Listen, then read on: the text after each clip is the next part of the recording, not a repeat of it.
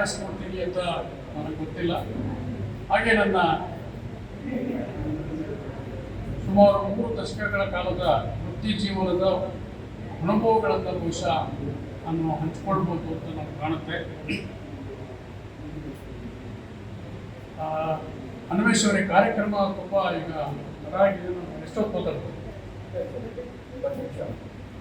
ಸ್ವಲ್ಪ ಹತ್ರ ಇಟ್ಕೊಂಡು ಮಾತಾಡಿ, ಕೇಳಿಸ್ತಾಯಿಲ್ಲ.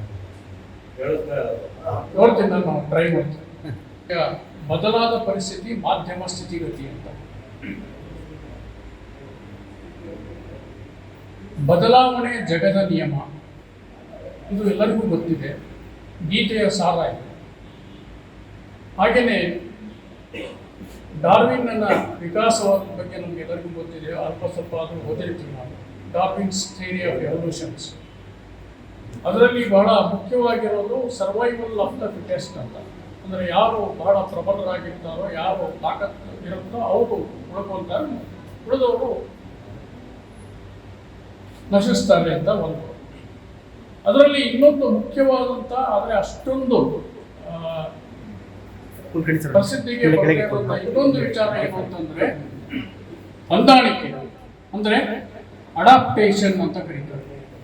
ಅಂತಂದ್ರೆ ನೀವು ಎಷ್ಟೇ ಬಲಶಾಲಿಗಳಾಗಿರ್ಬೋದು ಅಥವಾ ಇನ್ನೊಂದೇನಾದರೂ ನಿಮ್ಮ ಸಾಮರ್ಥ್ಯ ಎಷ್ಟೇ ಇರ್ಬೋದು, ಆದರೆ ಪರಿಸ್ಥಿತಿಗೆ ಅನುಗುಣವಾಗಿ ಬದಲಾದ ಕಾಲಮಾನಕ್ಕೆ ತಕ್ಕಂತೆ ನಾವು ಕೂಡ ಹೊಂದಾಣಿಕೆ ಮಾಡಿಕೊಂಡು ಬದಲಾವಣೆ ಆಗದೆ ಹೋದರೆ ಅಲ್ಲೂ ಕೂಡ ಉಳಿಗಾಲ ಇಲ್ಲ ಅನ್ನೋದು ಅದರ ಒಂದು ಇದು. ಅದನ್ನು ಅವರು ಪ್ರೂವ್ ಮಾಡಿ ತೋರಿಸಿದ್ದಾರೆ. ಉದಾಹರಣೆಗೆ ಈ ಉದಾಹರಣೆಯನ್ನು ಸಾಕಷ್ಟು ಸರಿ ಎಲ್ಲರೂ ಕೊಡ್ತಾರೆ. ಏನು ಅಂತಂದರೆ, ನಾವು ಜಿರಾಫೆಯನ್ನು ನೋಡಿದ್ದೀವಿ, ಕತ್ತು ತುಂಬ ಉದ್ದ ಇದೆ. ಯಾಕೆ ಅದರ ಕತ್ತು ಉದ್ದ ಇತ್ತು ಅಂತಂದರೆ, ಆವಾಗಿನ ಕಾಲದಲ್ಲಿ ಅದು ಇದ್ದ ಕಾಡಿನಲ್ಲಿ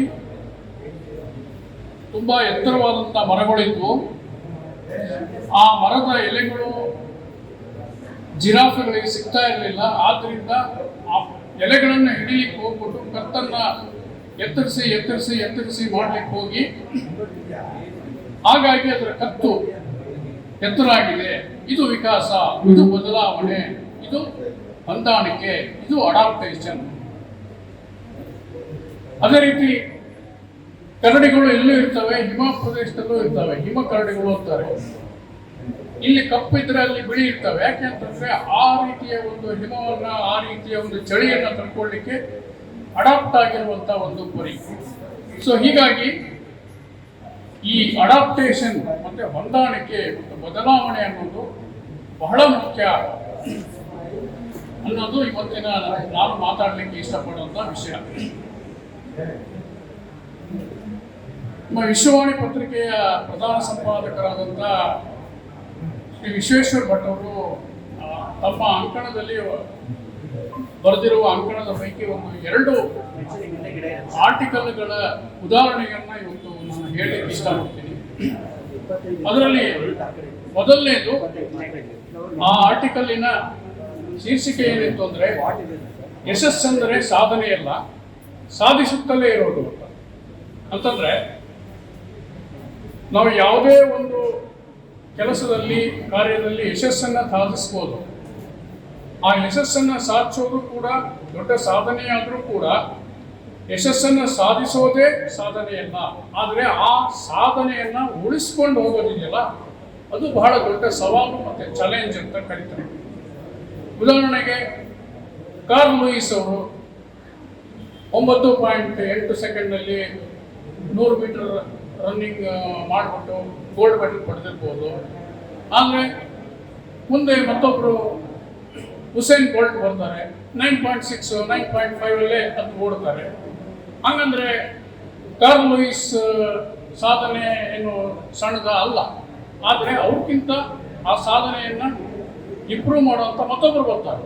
ಅಂತಂದರೆ ನೀವು ಒಂದ್ಸರಿ ಸಾಧನೆ ಮಾಡಿಬಿಟ್ರೆ ಮುಗೀತು ಅಂತಲ್ಲ, ಆ ಸಾಧನೆಯನ್ನು, ಆ ಒಂದು ಮಟ್ಟವನ್ನು ಉಳ್ಕೊಂಡು ಹೋಗಬೇಕಾಗತ್ತೆ. ಇದಕ್ಕೆ ಇನ್ನೊಂದು ಬಹಳ ಅದ್ಭುತವಾದಂಥ ಉದಾಹರಣೆಯನ್ನು ಕೊಡಬೇಕು ಅಂತಂದರೆ,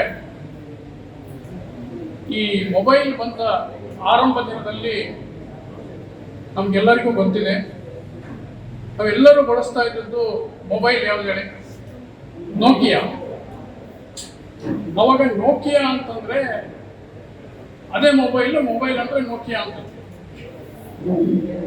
ನೋಕಿಯಾ ಹೆಡ್ ಕ್ವಾರ್ಟರ್ಸು ಮತ್ತೆ ಅದರದ್ದು ಕಚೇರಿ ಇದ್ದದ್ದು ಫಿನ್ಲ್ಯಾಂಡ್ ದೇಶದ ಹೆಲ್ಸಿಂಕಿನಲ್ಲಿ. ನಾವು ಫಿನ್ಲ್ಯಾಂಡ್ ದೇಶ ಎಲ್ಲಿದೆ ಗೊತ್ತಿಲ್ಲ, ಹೆಲ್ಸಿಂಕಿ ಎಲ್ಲಿದೆ ಗೊತ್ತಿಲ್ಲ, ಆದರೆ ನೋಕಿಯಾ ನಮ್ಗೆ ಗೊತ್ತಿಲ್ಲ. ಎಷ್ಟರ ಮಟ್ಟಿಗೆ ಆಗಿತ್ತು ಅಂತಂದ್ರೆ ನೋಕಿಯಾ ಅಂದ್ರೆ ಫಿನ್ಲ್ಯಾಂಡ್ ಅಂದ್ರೆ ನೋಕಿಯಾ ಅನ್ನೋ ಥರ ಆಗಿತ್ತು. ಅಷ್ಟರ ಮಟ್ಟಿಗೆ ಅದರ ಹವಾ ಆಗಿತ್ತು. ಸೊ ಹೀಗಾಗಿ ಅದರ ಮಾರಾಟ ಚೆನ್ನಾಗಿತ್ತು. ತುಂಬ R&D ಮಾಡ್ತಾ ಇದ್ರು. 30,000 ಜನರು ಆ ಕಂಪನಿಯಲ್ಲಿ ಕೆಲಸ ಮಾಡ್ತಾ ಇದ್ರು. ಆದರೆ ಒಂದು 5, 6, 10 ವರ್ಷ ಆದ್ಮೇಲೆ ಏನಾಯಿತು? ಇವತ್ತು ನೋಕಿಯಾ ಎಲ್ಲಿದೆ? ಇಲ್ಲ. ಯಾಕಿಲ್ಲ ಅಂತಂದ್ರೆ ಹಂಗಂದ್ರೆ ನೋಕಿಯಾದ ಸಾಧನೆ ಶೂನ್ಯನಾ? ಅಷ್ಟೆಲ್ಲ ಸಾಧನೆ ಮಾಡಿದ್ದು ಸುಳ್ಳಲ್ಲ. ಆದರೆ ಅದು ಕಾಲಕ್ಕೆ ತಕ್ಕಂತೆ ಬದಲಾವಣೆಯನ್ನು ಕಾಣಲಿಲ್ಲ. ಅದರಲ್ಲಿ ಎಲ್ಲ ಕರೆಕ್ಟಾಗಿತ್ತು. R&D ಇತ್ತು, ಮಾರಾಟದಲ್ಲಿ ಟೀಮ್ ಇತ್ತು, ಕಾಲಕ್ಕೆ ಎಲ್ಲ ಚೆನ್ನಾಗಿ ಮಾಡ್ತಾ ಇದ್ರು. ಕಂಪನಿಯವರು ಅವರ ಎಲ್ಲ ಉದ್ಯೋಗಗಳು ಚೆನ್ನಾಗಿ ನೋಡ್ಕೊತಾ ಇದ್ರು, ಲಾಭ ಇತ್ತು, ಎಲ್ಲ ಇತ್ತು. ಆದರೆ ಯಾಕೆ ಹಿಂಗಾಯ್ತು ಅಂತಂದ್ರೆ ಮುಂದೆ ಬೇರೆ ಒಂದು ಆಪರೇಟಿಂಗ್ ಸಿಸ್ಟಮ್ ಬೇರೆ ಒಂದು ಬಂತು.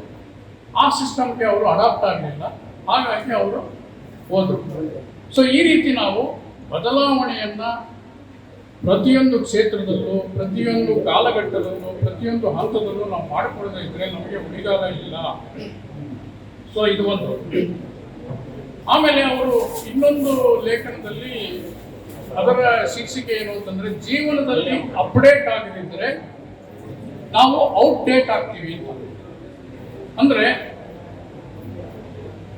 ನಾವು ಇವತ್ತು ಏನ್ ಮಾಡ್ತಾ ಇರ್ತೀವಿ ಅದನ್ನೇ ಮಾಡ್ಕೊಂಡು ಕೂತ್ಕೊಂಡ್ರೆ ನಡೆಯಲ್ಲ. ಕಾಲಕ್ಕೆ ತಕ್ಕಂತೆ ನಾವು ಅಪ್ಡೇಟ್ ಆಗಬೇಕು, ಮತ್ತೆ ಅದಕ್ಕೆ ಅಡಾಪ್ಟ್ ಆಗ್ತಾ ಹೋಗ್ಬೇಕು. ಉದಾಹರಣೆ ಅದರಲ್ಲಿ ಒಂದು ಏನು ಉದಾಹರಣೆ ಬರುತ್ತೆ ಅಂದ್ರೆ ಒಬ್ಬ ರಿಚರ್ಡ್ ಬ್ರಾನ್ಸನ್ ಇರ್ಬೋದು, ಬಹಳ ದೊಡ್ಡ ಕಂಪನಿಯ CEO ಅವರು ಒಂದು ವಿಮಾನದಲ್ಲಿ ಹೋಗ್ತಾ ಇರುವಾಗ ಹೀಗೆ ಕೂತ್ಕೊಂಡಿರ್ತಾರೆ. ಒಬ್ಬ ಸಹ ಪ್ರಯಾಣಿಕರು ಇರ್ತಾರೆ, ಅವರೊಬ್ಬ ಲೇಡಿ. ಅವರು ಆ ಲೇಡಿ ಏನು ಅಂತಂದ್ರೆ ದೊಡ್ಡ ಬಹಳ ಫೇಮಸ್ ಆದಂತ ಒಬ್ಬ TV ಹೋಸ್ಟ್. ಆದರೆ ಇವರು ಗೊತ್ತಿಲ್ಲ ಅವರಿಗೆ ಇಷ್ಟು ದೊಡ್ಡ TV ಹೋಸ್ಟ್. ಅದು ಇದು ಅಂತೆಲ್ಲ ಮಾತಾಡಿದ್ರು, ಎಲ್ಲ ಮಾಡಿದ್ರು. ಇವರು ಇಳಿದು ಬಂದ್ಬೇಕು. ಬಂದಾದ್ಮೇಲೆ ಇವ್ರು ಇಷ್ಟೆಲ್ಲ ಮಾತಾಡಿದ್ರಲ್ಲ, ಇವ್ರು ಯಾರು ಅಂತ ಗೊತ್ತಾಗಲಿಲ್ಲ ಅಂತ ಮನೆಗೆ ಹೋದ್ಮೇಲೆ ಅವ್ರ ಬಗ್ಗೆ ಗೂಗಲ್ ಮಾಡಿ ನೋಡಿದ್ರೆ 100ಕ್ಕಿಂತ ಹೆಚ್ಚು ಫಾಲೋವರ್ ಅವ್ರಿಗಿದ್ದಾರೆ. ಆದರೆ ಇವ್ರಿಗೆ ಗೊತ್ತಿರಲಿಲ್ಲ. ಏನರ್ಥ ಅಂತಂದ್ರೆ ನಾವು ಕೂಡ ನಮ್ಗೆ ಏನು ಗೊತ್ತಿದೆ ಅಷ್ಟೇ ಗೊತ್ತಿದೆ ಅಂತಲ್ಲ, ನಾವು ಅಪ್ಡೇಟ್ ಆಗ್ತಾ ಇರಬೇಕು. ಉದಾಹರಣೆಗೆ ನಾವೇ ನೋಡಿದ್ವಿ, 30 ವರ್ಷದ ಹಿಂದೆ ಪತ್ರಿಕೆಗಳಲ್ಲಿ ಕೆಲಸ ಮಾಡೋರು ನಾವು ಕೈಯಿಂದ ಬರೆದುಕೊಡ್ತಿದ್ವಿ. ಅದನ್ನ ಒಬ್ರು ಮೊಳೆ ಜೋಡಿಸಿ ಕಂಪೋಸ್ ಮಾಡ್ತಾ ಇದ್ರು. ಆಮೇಲೆ ಪ್ರಿಂಟ್ ಆಗ್ತಾ ಇತ್ತು, ಅದು ಲೆಟರ್ ಪ್ರೆಸ್ ಪ್ರಿಂಟ್ ಆಗ್ತಾ ಇತ್ತು. ಅದಾದ್ಮೇಲೆ ಕಂಪ್ಯೂಟರ್ ಬಂತು. ನಮ್ಮ ವಾದ್ರಾ ದೇಸಾಯಿ ಅವರಿಗೆ ಗೊತ್ತಿದೆ ಕೇಳಿ. ಅವಾಗ ನಾವು ಎಷ್ಟೋ ಜನ ನಮ್ಮಲ್ಲಿ ನಾವು ಕಂಪೋಸ್ ಮಾಡಲ್ಲ ಸರ್, ಕಂಪ್ಯೂಟರ್ ಯೂಸ್ ಮಾಡಲ್ಲ, ನಮ್ಮ ಕೆಲಸ ಅಲ್ಲ ಅಂತ ಹೇಳ್ತಿದ್ರು. They used to resist, oppose. ಅಂದ್ರೆ ಇವತ್ತೇನಾಗಿದೆ ಹೇಳಿ, ಬರಗಾರರು ನಾವೇ, ಅಂದ್ರೆ ನಾವೇ ಕಂಪೋಸಿಟರು. ಆಮೇಲೆ ಪ್ರೂಫ್ ರೀಡರ್ಸ್ ಈಗಿಲ್ಲ, ನಾವೇ ಪ್ರೂಫ್ ರೀಡಿಂಗ್ ಮಾಡಬೇಕು. ಅದೇ ರೀತಿ ಪೇಜ್ ಮೇಕಿಂಗ್ ಕೂಡ ನಾವೇ ಮಾಡಬೇಕು. ಅಂದ್ರೆ 4 ಟಾಸ್ಕ್ಸ್ ಇನ್ 1, 4 ಕೆಲಸಗಳನ್ನು ಒಬ್ಬರೇ ಮಾಡಬೇಕು. ಅಂದ್ರೆ ಮಲ್ಟಿ ಟಾಸ್ಕಿಂಗ್ ಕಲಿಬೇಕು. ಇಲ್ಲ ಸರ್ ನಾವು ಮಾಡೋಕ್ಕಾಗಲ್ಲ, ಪೇಜ್ ಮಾಡೋದು ನಂಗೆ ಗೊತ್ತಿಲ್ಲ ಅಂದ್ರೆ ಹೋಗಪ್ಪ ಇನ್ನೊಬ್ರು ಬರ್ತಾರೆ ಅಂತ.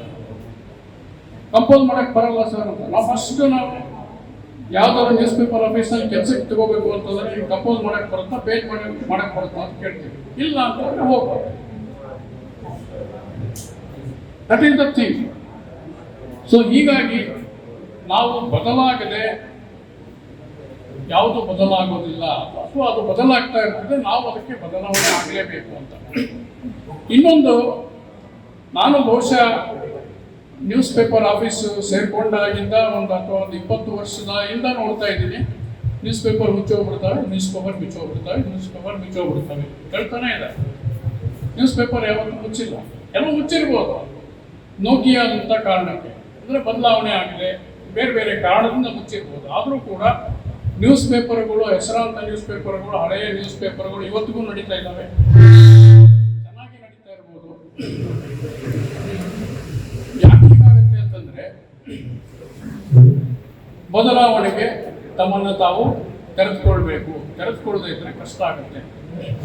ಮೊದಲೆಲ್ಲ ಪತ್ರಿಕೆಗಳಲ್ಲಿ ಜಾಹೀರಾತುಗಳೇ ಇರ್ತಾ ಇದ್ವು ಅಂತ, ಅದ್ರ ಜೊತೆ ಜಾಗ ಇದ್ರೆ ಸುದ್ದಿ ಕೊಡ್ತಾ ಇದ್ರು.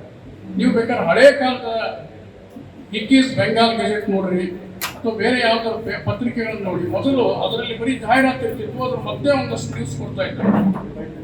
ಅಷ್ಟೇ. ಏಕೆ ಅಂತಂದ್ರೆ ಟೈಮ್ಸ್ ಆಫ್ ಇಂಡಿಯಾ ಈಗಿಂದು ಅಂತ ನಾನು ಹೇಳ್ತಾ ಇಲ್ಲ, ಬೆನೆಟ್ ಕೋಲ್ಮನ್ ಅಂಡ್ ಕಂಪನಿ ಮೊದಲು ಶುರುವಾದಾಗ 170 ವರ್ಷದ ಹಿಂದೆ ಅಲ್ಲಿ ಹೇಳ್ತಾರೆ ಏನು ಅಂತಂದ್ರೆ, ಅದು ಶುರುವಾಗಿದ್ದ ಉದ್ದೇಶ ಏನು ಅಂತಂದ್ರೆ, ಆವಾಗಿನ ಕಾಲದಲ್ಲಿ ವ್ಯಾಪಾರಕ್ಕೆ ಅಂತ ಜನರು ಭಾರತಕ್ಕೆ ಬರ್ತಾ ಇದ್ರು, ಇಲ್ಲಿಂದ ಅಲ್ಲಿಗೆ ವ್ಯಾಪಾರಕ್ಕೆ ಬರೋದು ಹೋಗೋದು ಮಾಡ್ತಾ ಇದ್ರು.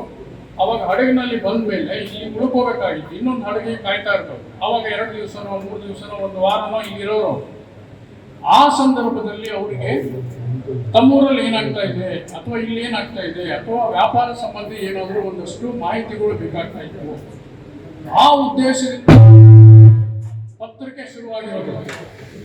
ಸೊ ಹೀಗಾಗಿ ಪತ್ರಿಕೆಗಳು ಶುರುವಾಗಿದ ಮೂಲ ಉದ್ದೇಶ ಅದು. ಅದಾದ ಮೇಲೆ ಕಾಲಘಟ್ಟದಲ್ಲಿ ಸುದ್ದಿಗಳಿಗೆ ಪ್ರಾಧಾನ್ಯ ಶುರುವಾಯಿತು. ಆದರೆ ಈಗ ಮತ್ತೇನಾಗಿದೆ, ಅದೇ ಟೈಮ್ಸ್ ಆಫ್ ಇಂಡಿಯಾ, ಅದರಿಂದಾಗಿಯೇ ಇವತ್ತು ಜಾಹೀರಾತುಗಳಿಗೆ ಮೊದಲ ಆದ್ಯತೆ ಅನ್ನೋ ಥರ ಆಗಿದೆ. ಇನ್ನೊಂದು ವಿಚಾರ ಹೇಳ್ತೀವಿ ನಾವು, ಬೆಲೆ ಸಮರ. ಈ ಬೆಲೆ ಸಮರದಿಂದ ಪತ್ರಿಕೆಗಳಿಗೆ ನಷ್ಟ ಆಗೋದು ನಿಜ, ಆದರೆ ಪತ್ರಿಕೋದ್ಯಮಕ್ಕೆ ಲಾಭ ಆಗಿದೆ ತುಂಬಾ. ಒಂದು ಪತ್ರಿಕೆಗೆ ಸುಮಾರು 15 ರೂಪಾಯಿ ಖರ್ಚಾಗುತ್ತೆ. ನಮ್ಮ ರಾಘವೇಂದ್ರ ಅವರೆಲ್ಲ ಕೇಳಿ ತುಂಬ ಹೊಡೆದಾಡ್ತಾ ಇದ್ವಿ, ಸರ್ಕ್ಯುಲೇಷನ್ ಜಾಸ್ತಿ ಮಾಡೋಕ್ಕೆ, ಬೆಲೆ ಸಮರ ಮಾಡೋದು, ಇದೆಲ್ಲ ನಾವು ಮಾಡಿದ್ದೀವಿ.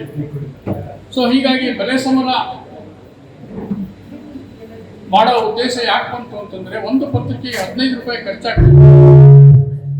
ಆದರೆ ಯಾಕೆ ನಾವು 5 ರೂಪಾಯಿಗೆ ಪತ್ರಿಕೆಯನ್ನು ಕೊಡ್ತೀವಿ, 3 ರೂಪಾಯಿ ಪತ್ರಿಕೆಯನ್ನು ಕೊಡ್ತೀವಿ ಅಂತಂದ್ರೆ, ಯಾವುದಾದ್ರೂ ಒಂದು ಪತ್ರಿಕೆಗೆ 2 ರೀತಿಯ ಆದಾಯ ಮೂಲಗಳು ಇರ್ತವೆ. ಒಂದು ಚಂದಾದಿಂದ ಬರುವಂತ ಆದಾಯ, ಮತ್ತೊಂದು ಅದಕ್ಕಿಂತ ದೊಡ್ಡದು ಚಂದಾದಾರಿಕೆಯಿಂದ ಬರೋದು, ಇನ್ನೊಂದು ಜಾಹೀರಾತಿನಿಂದ ಬರುವಂಥದ್ದು. ಸೊ ಹೀಗಾಗಿ 2 ಬಗೆಯ ಜಾಹೀರಾತು ಇರೋದ್ರಿಂದ 3 ರೂಪಾಯಿಗೂ 5 ರೂಪಾಯಿಗೂ ಪತ್ರಿಕೆಯನ್ನು ಕೊಡಲಿಕ್ಕೆ ಸಾಧ್ಯ ಇದೆ. ಆದರೆ ನಮ್ಮ ಓದುಗರು ಹೇಳ್ತಾರೆ, ಏನು ನಿಮ್ಮ ಪೇಪರಲ್ಲಿ ಬರೀ ಜಾಹೀರಾತು ಇರ್ತದೆ, ಓದಕ್ಕೆ ಬರಲ್ಲ, ಓದಲಿಕ್ಕೆ ಸುದ್ದಿನೇ ಇಲ್ಲ, ಯಾಕೆ ಕೊಡೋದು ಅಂತಾರೆ. ಆಯ್ತಪ್ಪ, ಅಂದರೆ ಪತ್ರಿಕೆಯಲ್ಲಿ ಬರೀ ಜಾಹೀರಾತು ಇರುತ್ತೆ, 15 ರೂಪಾಯಿ ಕೊಡ್ತೀನಿ ಅಂದರೆ ಯಾರು ಕೊಡಲ್ಲ. ಬೆಲೆ ಸಮರ ಆಗಿ 1 ರೂಪಾಯಿ 2 ರೂಪಾಯಿಗೆ ಪತ್ರಿಕೆ ಸಿಗ್ತವೆ. ಎಷ್ಟೋ ಜನರು ಆ ಪತ್ರಿಕೆಗೆ ಸ್ವಿಚ್ ಓವರ್ ಆಗಿದೆ. ಯಾಕೆಂದ್ರೆ ಯಾವ ಪತ್ರಿಕೆಗಳಲ್ಲಿ ನಮ್ಮ ಕಡಿಮೆ ಬೆಲೆಗೆ ಯಾವ ಸಿಗ್ತದೆ ಅದಕ್ಕೆ ನಾವು ತಗೊಳ್ತೀವಿ. ಇದನ್ನು ಮಾತಾಡೋದು ಅವರೇ, ಅದು ಮಾತಾಡೋದು, ಇದು ಒಂದು ರೀತಿ ವಾಸ್ತವ. ಮತ್ತೆ ಈಗ ಸುದ್ದಿ ತಿಳಿದುಕೊಳ್ಳಲಿಕ್ಕೆ ಸಾಕಷ್ಟು ದಾರಿಗಳಿದ್ದಾವೆ. ಸೊ ಹೀಗಾಗಿ ಟೈಮ್ಸ್ ಆಫ್ ಇಂಡಿಯಾದ ಫಿಲಾಸಫಿ ಏನಂತಂದ್ರೆ, ಈಗ ಸುದ್ದಿಯನ್ನು ಓದಲಿಕ್ಕೆ ಪತ್ರಿಕೆಯನ್ನು ಯಾರು ಓದೋದಿಲ್ಲ. ಪತ್ರಿಕೆಯನ್ನು ಓದೋದು ಯಾಕೆ? ಜಾಹೀರಾತಿಗೋಸ್ಕರ. ನಮಗೆ 60 ವರ್ಷ 70 ವರ್ಷ ಆದವರು, ಮನೆಯಲ್ಲಿ ರಿಟೈರ್ ಕುಟುಂಬದವರು, ಮೇಲಿಂದ ಕೆಳಗಡೆಗೂ ಒಂದೇ ಕುಟುಂಬದಿಂದ ಮನೆ ಕುಟುಂಬದವರೆಗೂ ಓದಿ ಅದರಲ್ಲಿ ತಪ್ಪಾಗಿದ್ದನ್ನು ತಿದ್ದುಕೊಟ್ಟು ಪತ್ರಿಕೆ ಕಳಿಸುವಂಥ ಓದೋದು ನಮಗೆ ಬೇಡ. ಯಾರು ಇವತ್ತು ಹೊರಗಡೆ ಹೋಗ್ತಾರೋ, ಯಾರು ಶಾಪಿಂಗ್ ಮಾಡ್ತಾರೋ ಅಂಥ ಓದುಗರು ನಮ್ಗೆ ಬೇಕು. ಹಾಗಾಗಿ ಏನು ಅಂತಂದರೆ, ಮಾಲ್ ಇರ್ಬೋದು, ಎಲ್ಲಿ ಇವತ್ತು ಸೇಲ್ಸ್ ಇದೆ, ಆ ರೀತಿಯ ಒಂದು ಜಾಹೀರಾತು ಇರುವಂಥ ಪತ್ರಿಕೆಗಳು ಬೇಕು. ಅದಕ್ಕಾಗಿ ನಾವು ಇವತ್ತಿನ ಪತ್ರಿಕೆಗಳು ಜಾಹೀರಾತುದಾರರು ಮತ್ತು ಓದುಗರ ನಡುವಿನ ಸೇತುವೆ ಇದ್ದಂಗೆ ಹೊರತು ನಾವು ಸಮಾಜ ಸೇವೆ ಇತ್ಯಾದಿ ಅದಕ್ಕೆಲ್ಲ ನಾವು ಇಲ್ಲ. ಇದು ಇವತ್ತಿನ ವಾಸ್ತವ. ಸೊ ಹಾಗಾಗಿ ಬರೀ ಜಾಹೀರಾತು ಕೊಟ್ಟುಬಿಟ್ರೆ ಪೇಪರ್ ಮಾಡಿಲ್ಲ ಅನ್ನೋದು ಒಂದು ಪ್ರಶ್ನೆ ಬರ್ತದೆ. It should be A mix. So ಹೀಗಾಗಿ ಬರೀ ಸುದ್ದಿಯನ್ನು ಕೊಟ್ಟರೆ ಜನರಿಗೆ ಓದಲ್ಲ. ಯಾಕೆಂದ್ರೆ ಟಿವಿಗಳಿದ್ದಾವೆ, ಮತ್ತೊಂದು ಸಾಮಾಜಿಕ ಜಾಲತಾಣಗಳಿದ್ದಾವೆ. ಹೀಗಾಗಿ ಸುದ್ದಿ ಇವತ್ತು ಏನು ಘಟಿಸ್ತದೋ ಅದಾಗಿ ಒಂದು 5 ನಿಮಿಷಕ್ಕೆ ಎಲ್ಲ ಕಡೆ ಗೊತ್ತಾಗುತ್ತೆ. ಸೊ ಇಂದಿನ ಸುದ್ದಿ ನಾಳೆಗೆ ಬದ್ಧಿ ಅನ್ನೋದು, ಇಂದಿನ ಸುದ್ದಿ ಇಂದಿಗೆ ಬದ್ಧಿ ಅನ್ನೋ ಪರಿಸ್ಥಿತಿ ನಾವಿರೋದ್ರಿಂದ ಇವತ್ತು ಬೆಳಗ್ಗೆ ಏನೋ ಆದಂಥ ಸುದ್ದಿಯನ್ನು ನಾಳೆ ಬೆಳಗ್ಗೆ 24 ಗಂಟೆ ನಂತರ ಕೊಟ್ಟರೆ ನಡೆಯೋದಿಲ್ಲ. ಸೊ ಅದರಿಂದ ಈಗ ನಾವು ಸುದ್ದಿಗಿಂತ ಹೆಚ್ಚಾಗಿ ಸುದ್ದಿಗಿಂತ ಆಚೆಗೆ ಮತ್ತೇನಾದರೂ ನಾವು ಕೊಡಬೇಕಾದಂಥ ಪರಿಸ್ಥಿತಿ ಇದೆ. ಸೊ ಹೀಗಾಗಿ ಸಾಕಷ್ಟು ಸುದ್ದಿಯನ್ನು ಕೊಡುವಂಥ, ಸುದ್ದಿಯನ್ನು ನೋಡುವಂಥ ದೃಷ್ಟಿಕೋನ ಸಾಕಷ್ಟು ಬದಲಾವಣೆ ಆಗಿದೆ. ಹೀಗಾಗಿ ಪತ್ರಿಕೆಗಳು ಸಾಕಷ್ಟು ಬದಲಾವಣೆಗಳನ್ನು ಮಾಡ್ಕೊಂಡು ಮೊದಲೇ ಏನಾಗ್ತಾ ಇತ್ತು, ನಾವೆಲ್ಲ 30 ವರ್ಷದಿಂದ ಕೆಲಸ ಮಾಡ್ತಾ ಇರುವಾಗ ನೋಡಿದ್ವಿ, ಬೆಂಗಳೂರು ಹುಬ್ಬಳ್ಳಿಯಲ್ಲ ಎಲ್ಲೋ ಪ್ರಿಂಟ್ ಆದ ಪತ್ರಿಕೆ ಅಲ್ಲಿಂದ ಇಡೀ ರಾಜ್ಯಕ್ಕೆ ವ್ಯಾನಲ್ಲಿ ಅಥವಾ ಬಸ್ಸಲ್ಲಿ ತಲುಪಿಸೋದು. ಉದಾಹರಣೆಗೆ ಬೆಂಗಳೂರಲ್ಲಿ ಇವತ್ತೊಂದು ಪತ್ರಿಕೆ ಪ್ರಿಂಟ್ ಆದರೆ ಅದು ದೂರದ ಗುಲ್ಬರ್ಗದಲ್ಲೋ ಬೀದರ್ಗ ತಲುಪಕ್ಕೆ ನಾಳೆ ಮಧ್ಯಾಹ್ನ ನಾಳೆ ಸಂಜೆ ಆಗಬೇಕು. ಮತ್ತೆ ಬೆಂಗಳೂರಲ್ಲಿ ಒಂದು 12 ಪುಟ ಪ್ರಿಂಟ್ ಮಾಡಿದ್ರೆ ಅದರಲ್ಲಿ ಎಲ್ಲ ಸುದ್ದಿಗಳು ಬರೋದು. ಆ ರೀತಿಯ ಪರಿಸ್ಥಿತಿ ಇತ್ತು. ಆದರೆ ಈಗೇನಾಗಿದೆ, ಜಿಲ್ಲೆಗೊಂದು ಎಡಿಷನ್ಗಳು ಮತ್ತೆ ಬಣ್ಣ ಬಣ್ಣದ ಮುದ್ರಣ. ಸೊ ಹಾಗಾಗಿ ಏನಾಗಿದೆ ಅಂತಂದ್ರೆ ಬಹು ಆವೃತ್ತಿಯಲ್ಲಿ ಈಗ ಮುದ್ರಣ ಕಾಣ್ತಾ ಇದೆ. ಬೆಳಗ್ಗೆನೇ ನಮಗೆ ಎಲ್ಲ ಊರಲ್ಲೂ ಕೂಡ ಪತ್ರಿಕೆ ಸಿಗ್ತಾ ಇದೆ. ಸೊ ಇದೊಂದು ಬದಲಾವಣೆ. ಇನ್ನು ಮೊದಲು ಫೋಟೋ ಹಾಕಲಿಕ್ಕೆ ಪತ್ರಿಕೆಯಲ್ಲಿ ಎಷ್ಟು ಕಷ್ಟ ಇತ್ತು ಅನ್ನೋದು ನಮ್ಮಲ್ಲಿ ಎಷ್ಟೋ ಜನರಿಗೆ ಗೊತ್ತಿರಬೇಕಂತ ಕೇಳಿ ಆವಾಗ ಅದೊಂದು ಬ್ಲಾಕ್ ಮಾಡ್ತಾ ಇದ್ರು ಪತ್ರಿಕೆ. ಅಂದರೆ ಮೇಲ್ಗಡೆ ಒಂದು ಅದನ್ನ ಹೆಚ್ಚು ಮಾಡಬೇಕು, ಅದ್ರ ಮೇಲೆ ಒಂದು ಕಟ್ಟಿಗೆ ಮೇಲೆ ಬಿಟ್ಟು ಅದನ್ನು ಹೊಡೆದು ಮಾಡಬೇಕಾಗಿತ್ತು. ಅಂದರೆ ಒಂದು ಫೋಟೋವನ್ನ ಪ್ರಿಂಟ್ ಮಾಡಬೇಕು ಅಂದ್ರೆ ಭಾರಿ ಕಷ್ಟ ಆಯಿತು. ಹಾಗಾಗಿ ಯಾರೋ ಒಂದು ನ್ಯೂಸ್ ಪೇಪರ್ ಆಫೀಸಿಗೆ ಬಂದ್ಬಿಟ್ಟು, ಸರ್ ನಮಗೆ ರ್ಯಾಂಕ್ ಬಂದಿದೆ, ನಮಗೇನೋ PhD ಬಂದಿದೆ, ನಮಗೇನೋ ಸನ್ಮಾನ ಆಗಿದೆ, ಒಂದು ಫೋಟೋ ಹಾಕಿ ಅಂತಂದ್ರೆ ಬ್ಲಾಕ್ ತಂದಿದ್ದೀವಿ ಅಂತ ಹೇಳ್ತಾರೆ. ಈಗ ಹೇಳಿದ್ರೆ ವಾಟ್ಸಪ್ ಅಲ್ಲಿ ಫೋಟೋ ಕಳಿಸ್ತಾರೆ, ಹಾಗೆ ಬಂದ್ಬಿಡ್ತಾರೆ. ಇದು ಇವತ್ತಿನ ಬದಲಾವಣೆ. ಅವತ್ತಿನ ಬ್ಲಾಕ್ ಯುಗ ಇದೆ, ಇವತ್ತಿನ ವಾಟ್ಸಪ್ ಯುಗ ಇದೆ. ಸೊ ಹೀಗಾಗಿ ಇವತ್ತು ಫೋಟೋ ಪ್ರಕಟ ಮಾಡೋದು ಬಹಳ ಸರಳ. ಅದು ನಿಮಗೆ ಕಲರ್ ಫೋಟೋ ಬರುತ್ತೆ, ಆಲ್ ಪೇಜಸ್ ಕಲರ್ ಪರಿಸ್ಥಿತಿಯಲ್ಲಿ ಕೇಳಿ. ಹಂಗಂದ್ರೆ ಬರೀ ಅದ್ಭುತ ಆಯ್ತಲ್ಲ, ಇದು ಬಹಳ ಚೆನ್ನಾಗಿಲ್ಲ ಅಂತ ಕೇಳಿದ್ರೆ ನಮ್ಮ ರಾಜಕಾರಣಿಗಳನ್ನು ಕೇಳಿ ಅವ್ರು ಹೇಳ್ತಾರೆ, ಏನು ಚೆನ್ನಾಗೈತಿ ಸರ್, ನಾವು ಹುಬ್ಬಳ್ಳಿಯಲ್ಲಿ ಮಾತಾಡಿದ್ರೆ ಹುಬ್ಬಳ್ಳಿ ಎಡಿಷನ್ನು, ದಾವಣಗೆರೆಯಲ್ಲಿ ಮಾತಾಡಿದ್ರೆ ದಾವಣಗೆರೆ ಎಡಿಷನ್, 6 ಎಡಿಷನ್ ಬರೋದೇ ಇಲ್ಲ ಎಡಿಷನ್ ಅಂತ. ಅವ್ರವ್ರ ಸಮಸ್ಯೆ ಅವ್ರಿಗೆ. ಏನು ಸರ್ ನೀವು ಎಡಿಷನ್ಗಳು ಮಾಡ್ಬಿಟ್ಟು ಅಲ್ಲಲ್ಲೇ ಸುದ್ದಿಗಳನ್ನ ಹಾಕಿ ಅಲ್ಲಲ್ಲೇ ಸಾಯಿಸ್ಕೊಡ್ತೀವಿ, 6 ಎಡಿಷನ್ ಬರೋದೇ ಇಲ್ಲ ನಮ್ಮ ಸುದ್ದಿ, ನಾವು ಏನೋ ಮಾತಾಡಿದ್ದೀವಿ ಅಂತ. ನೀವೇನಾದ್ರು ಮಾತಾಡಿರ್ಬೋದು, ದಾವಣಗೆರೆಯಲ್ಲಿ ಮಾತಾಡಿ ದಾವಣಗೆರೆ ಅಷ್ಟೇ. ಆ ರೀತಿ ಪರಿಸ್ಥಿತಿಯೂ ಬಂದಿದೆ. ಅಂದ್ರೆ ಅಂದ್ರೆ ರಾಜ್ಯ ಮಟ್ಟದ ಪತ್ರಿಕೆಗಳು ಈಗ ಸ್ಥಳೀಯ ಮಟ್ಟಕ್ಕೆ ಇಳಿದಿವೆ ಅಂದ್ರೆ ಕುಸಿದಿವೆ ಅಂತಲ್ಲ, ಅಷ್ಟೊಂದು ಲೋಕಲೈಸ್ ಆಗಿದ್ದಾರೆ. ಅದೇ ರೀತಿ ಜಿಲ್ಲಾ ಮಟ್ಟದ ಪತ್ರಿಕೆಗಳು ಕೂಡ ತಮ್ಮ ಬರವಣಿಗೆ ಸುಧಾರಣೆ ಮಾಡ್ಕೊಂಡಿರ್ಬೋದು, ಲೇಔಟ್ ಸುಧಾರಣೆ ಇರ್ಬೋದು, ಪ್ರಸಾರದಿಂದ ಸುಧಾರಣೆ ಇರ್ಬೋದು, ಅವು ರಾಜ್ಯ ಮಟ್ಟದ ಪತ್ರಿಕೆಗಳಾಗಿ ಬೆಳೀತಾ ಇದ್ದಾವೆ. ಅಂದರೆ ಇದು ಯಾವುದು ಸರಿ ಯಾವುದು ತಪ್ಪು ಗೊತ್ತಿಲ್ಲ. Very difficult analyse. ಸೊ ಹೀಗಾಗಿ ಇದರ ಮುಂದುವರೆದ ಭಾಗವಾಗಿ ಏನಾಗಿದೆ ಅಂತಂದ್ರೆ, ಪತ್ರಿಕೆಗಳಲ್ಲಿ ಈಗ ಸುದ್ದಿಗಿಂತ ಹೆಚ್ಚಾಗಿ ಅದರ ನೋಟ ಸುಧಾರಣೆ ಆಗಿದೆ. ಅಂದರೆ ಲೇಔಟು, ಪ್ಯಾಕೇಜು ಇವೆಲ್ಲ ಜಾಸ್ತಿ ಆಗಿದೆ, ಅದು ಆರ್ಭಟ ಜಾಸ್ತಿ ಆಗಿದೆ, ಅವೇ ಗಮನ ಸೆಳೀತಾರೆ. ಅದೇ ರೀತಿ ಹೇಗೆ ಈ ಲೇಔಟ್ ಹೊರ ಆವರಣ ಇರುತ್ತಲ್ಲ, ಆವರಣದಂತೆ ಹೂರಣ ಕೂಡ ಈಗ ಬದಲಾವಣೆ ಆಗಿದೆ. ಯಾವ ರೀತಿ ಹೂರಣ ಬದಲಾವಣೆ ಆಗಿದೆ ನಮ್ಗೆ ಗೊತ್ತಿಲ್ಲದಂಗೆ ಬದಲಾವಣೆ ಆಗಿದೆ. ಅದಕ್ಕೆ ಬೇರೆ ಬೇರೆ ನಾವು ಹೆಸರು ಕೊಡ್ತೀವಿ. ಅಡ್ವರ್ಟೋರಿಯಲ್ ಅಂತ ಕರೆಯೋದು. ಇಡೀ ಪೇಜಲ್ಲಿ ಒಬ್ಬರು ಯಾರೋ ಪುಣ್ಯಕ್ಕೆ ವಿತರಣೆ ಅಥವಾ ಸಮಾಜ ಸೇವೆ ಅಂತೇನೋ ಒಬ್ಬರ ಬಗ್ಗೆ ಬರೀತೀವಿ.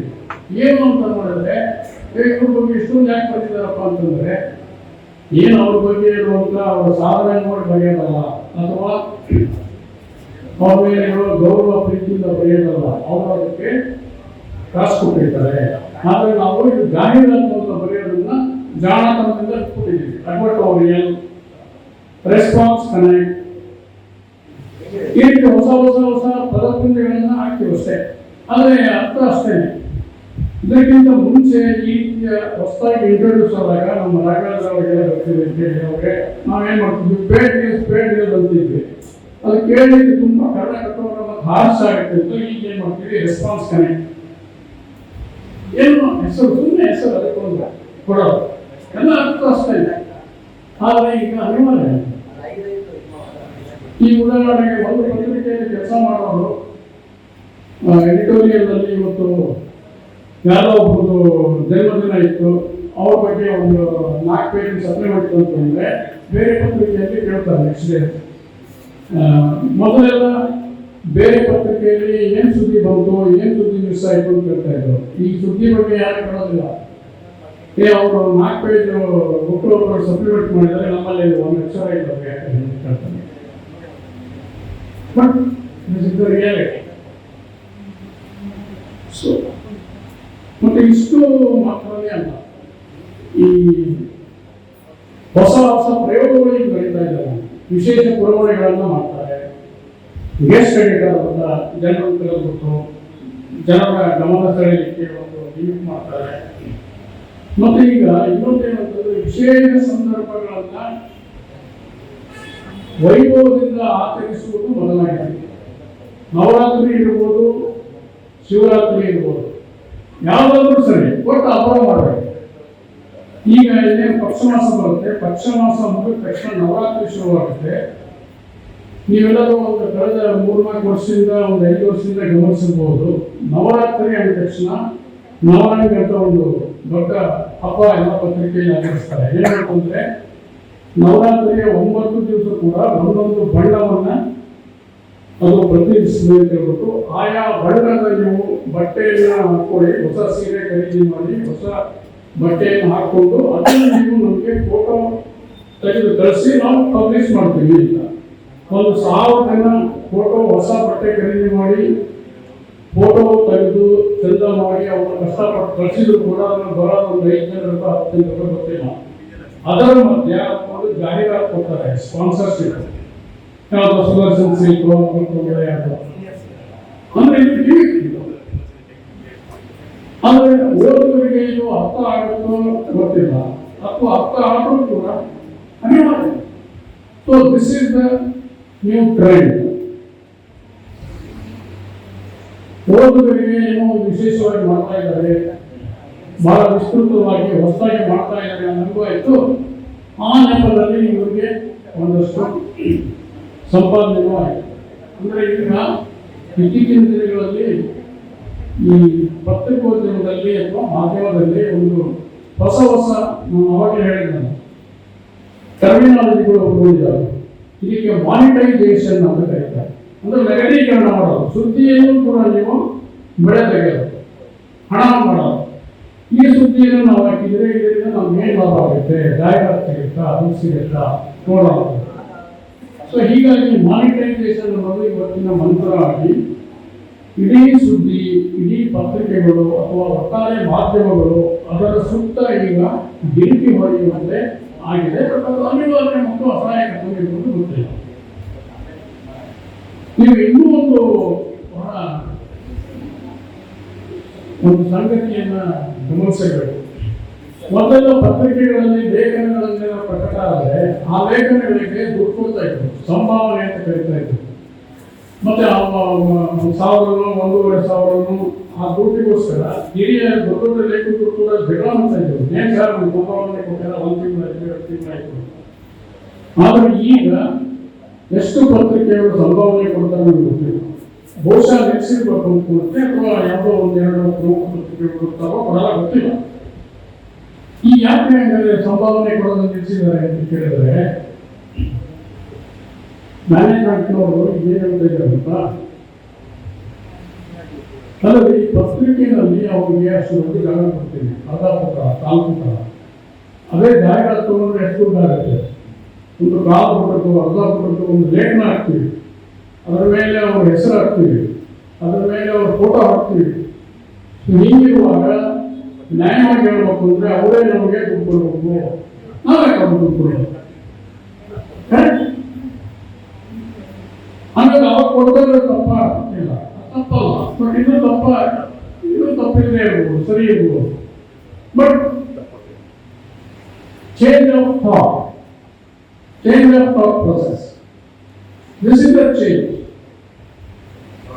ಮತ್ತೆ ನಮ್ಮ ಟಿವಿಯಲ್ಲಿ ಕೆಲಸ ಮಾಡುವಂತ ಎಲ್ಲ ಬಹುತೇಕ ಮಿತ್ರರಿಗೆ ಗೊತ್ತಿದೆ ಪ್ರತಿದಿನ ಸಂಜೆ 7 ಗಂಟೆ ಹೊತ್ತಿಗೆ ಒಂದು ಪ್ಯಾನಲ್ ಡಿಸ್ಕಷನ್ ಅಂತ ಮಾಡ್ತಾರೆ. ಆ ಪ್ಯಾನಲ್ ಡಿಸ್ಕಷನ್ಗೆ ಗೆಸ್ಟ್ಗಳನ್ನು ಉಟ್ಕೊಂಡು ಬರೋದೇ ದೊಡ್ಡ ಅವ್ರಿಗೆ ಕೆಲಸ. ಇವತ್ತು ಅವ್ರು ಇವ್ರಿಗೂ ಬರ್ತೀನಿ ಅಂತಾರೆ ಬರಲ್ಲ ಅಂತಾರೆ ಯಾಕಂದ್ರೆ ಕಾಸು ಕೊಡಲ್ಲ ಕೆಲವರು ಬರ್ತಾರೆ ಕೆಲವರು ಬರಲ್ಲ.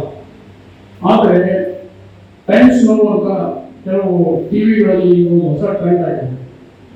ಅಲ್ಲಿ ಪ್ಯಾನಲ್ ಡಿಸ್ಕಷನ್ ಹೋಗಲಿಕ್ಕೆ ಬಹಳ ದೊಡ್ಡ ರಶ್ ಮತ್ತು ಕ್ಯೂ ಇರುತ್ತೆ.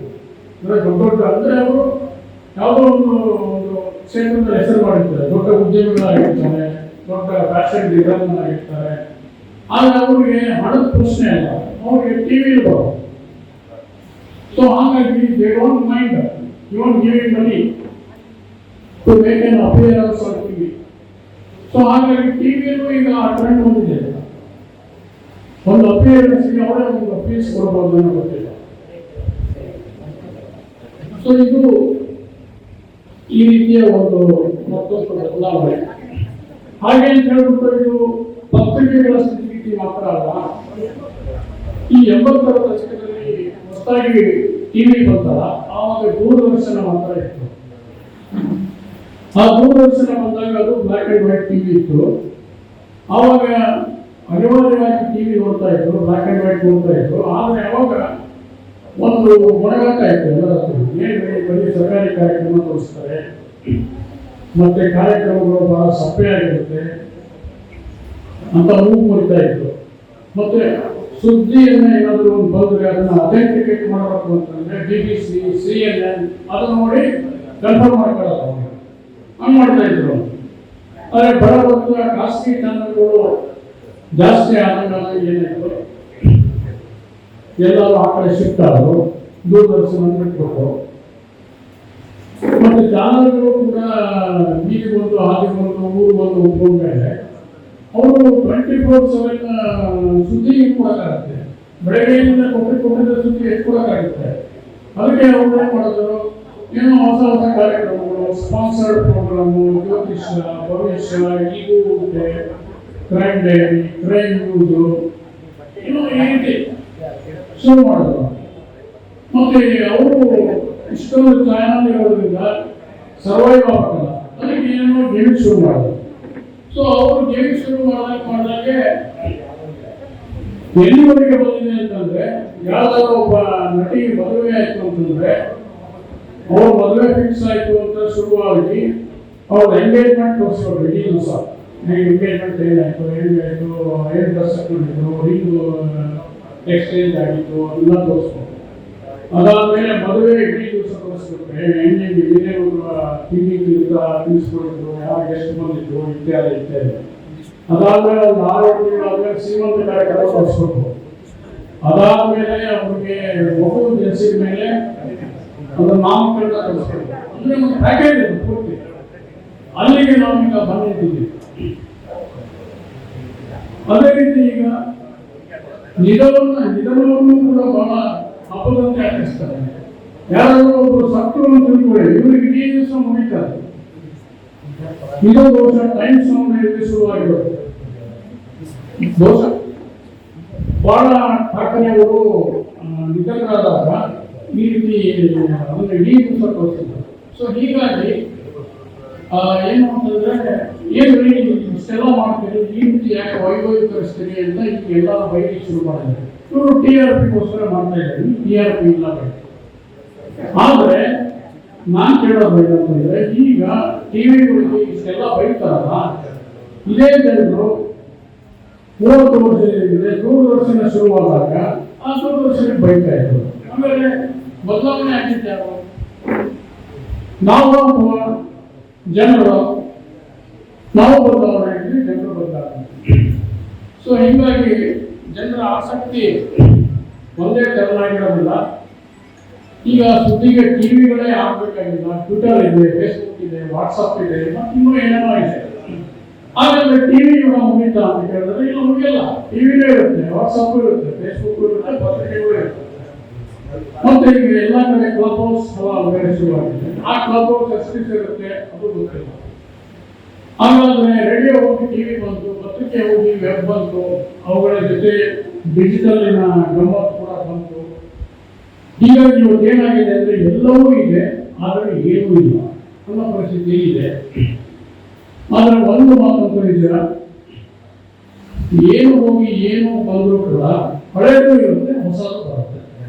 ಸೊ ಈ ಒಂದು ಪರಿಸ್ಥಿತಿಯಲ್ಲಿ ನಾವು ಇವತ್ತು ಬಂದಿದ್ದೀವಿ. ಒಟ್ಟಾರೆ ಒಂಥರ ಸಹಬಾಳ್ವೆ ಮತ್ತು ಕೊಡಕೊಳ್ಳೋದು ಇದ್ದೇ ಇರುತ್ತೆ. ನಾವು ಪರಿಸ್ಥಿತಿಗೆ ತಕ್ಕಂತೆ ಬದಲಾವಣೆ ಬೇಕಾಗುತ್ತೆ. ಇದಕ್ಕೆ ಬದಲಾವಣೆ ಜಗದ ನಿಯಮ ಅಂತ ಅವರೇ ಹೇಳಿದ್ರು. ಕಾಲ ಕಾಲಕ್ಕೆ ಅಭಿರುಚಿ ಆದ್ಯತೆ ಮಹತ್ವ ಬದಲಾಗ್ತಾ ಹೋಗ್ತದೆ. ಅದಕ್ಕೆ ನಾವು ಕಿವಿ ಕೊಡಬೇಕು. ಹಾಗಾದ್ರೆ ನಮ್ಮ ಮಳೆಗಾಲ ಇರ್ತದೆ, ಮಳೆಗಾಲ. ಅಮೆರಿಕಂತ ಮೊದಲ ದೇಶಗಳಲ್ಲಿ ಈಗ ಪತ್ರಿಕೆಗಳು ಏನಾಗಿದೆ ಗೊತ್ತಾ? ವಾರದ ದಿನಗಳಲ್ಲಿ ಡಿಜಿಟಲ್, ವಾರಾಂತ್ಯದಲ್ಲಿ ಪ್ರಿಂಟ್, ಅಂದ್ರೆ ಹೈಬ್ರಿಡ್ ಮತ್ತು ಕಂಬೈನ್ಡ್ ಸ್ಟ್ರಾಟಜಿ. ಸೊ ಹೀಗಾಗಿ ನಾನು ಇಷ್ಟೆಲ್ಲ ವಿಚಾರಗಳನ್ನ ಯಾಕೆ ಹೇಳಿದೆ ಅಂತಂದ್ರೆ, 15-20 ವರ್ಷದಿಂದಲೂ ಕೂಡ ಪತ್ರಿಕೆಗಳು ಮುಚ್ಚೋಗ್ತವೆ ಅಂತ ಹೇಳ್ತಾ ಇದ್ದಾರಲ್ಲ, ಆದರೆ ಪತ್ರಿಕೆಗಳು ಮುಚ್ಚಿಲ್ಲ. ಟಿವಿಗಳು ಮುಚ್ಚೋಗ್ತವೆ ಅಂದ್ರೆ ಟಿವಿ ಮುಚ್ಚಲ್ಲ. ಡಿಜಿಟಲ್ ಮತ್ತೊಂದು ಏನೋ ಬರುತ್ತೆ ಅಂದ್ರೆ ಬರುತ್ತೆ ಅಂತ ಅವು ಇರ್ತವೆ. ಸೊ ಹೀಗಾಗಿ ಯಾವುದೇ ಏನಾದರೂ ಏನೂ ಆಗಲ್ಲ. ಆದರೆ ನಾವು ಕಾಲಕ್ಕೆ ತಕ್ಕಂತೆ ಬದಲಾವಣೆ ಆಗಬೇಕಾಗುತ್ತೆ. ಮೊದಲಿನ ಕಾಲದಲ್ಲಿ ಪತ್ರಿಕೆಗಳನ್ನು ಮಾತಾಡ್ತಾ ಇದ್ದಾರೆ, ಜನರು ಏನು ಕೇಳ್ತಾರೆ ಅದನ್ನು ನಾವು ಕೊಡೋಕ್ಕಾಗಲ್ಲ. ಜನರಿಗೆ ಏನಾಗುತ್ತೆ ಅದನ್ನು ಕೊಡಬೇಕು ಅಂತ. ಬಟ್ ಈಗ ಹಂಗಲ್ಲ, ಜನರು ಏನು ಕೇಳ್ತಾರೆ ಅದನ್ನೇ ಕೊಡಬೇಕಾಗತ್ತೆ. ಅದನ್ನು ನಾವು ಕೊಟ್ಟಿದ್ದನ್ನ ಜನ ನೋಡ್ತಾರೆ ಅಂತಂದ್ರೆ ಅವರು ಒಪ್ಪಿರ್ಬೋದು ಅಥವಾ ಅದಕ್ಕೆ ಅಡಾಪ್ಟ್ ಆಗಿರ್ಬೋದು, ಬೇಡ ಅಂತಂದ್ರೆ ಬಿಡ್ತಾರೆ. ಸೊ ಇಂಥ ಒಂದು ಪರಿಸ್ಥಿತಿಯಲ್ಲಿ ನಾವು ಇದ್ದೇವೆ.